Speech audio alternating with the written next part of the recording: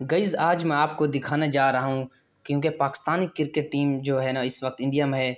तो वहाँ पर पाकिस्तानी शाहीन मोहम्मद रिजवान और शाहीन शाह अफरीदी पाकिस्तानी परचम इंडिया की सरजमीन पर यानी कि उन्होंने लहराया है। तो इंडिया को इस वक्त यानी कि आग लगी हुई है इंडिया में कि हमारी सरजमीन पर पाकिस्तान के नौजवानों ने यहाँ पर एक अपना फ्लैग लाया। ये देखें आपके सामने शाहीन शाह अफरीदी आ रहा है अपना पाकिस्तानी फ्लैग लेकर, झंडा लेकर।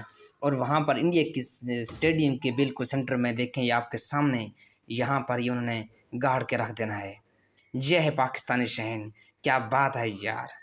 तो इसके लिए लाइक तो बनता है ना, लाइक ज़रूर कर दें यार वीडियो को। अगर वीडियो अच्छी लगी है तो वीडियो को लाइक कर दें, चैनल को भी सब्सक्राइब कर दें क्योंकि पाकिस्तानी टीम इस वक्त यानी कि इंडिया में है। वर्ल्ड कप यानी कि 2023 के जो स्टार्ट हो रहे हैं तो उस पर यानी कि पूरी पाकिस्तानी टीम इंडिया में पहुंच चुकी है।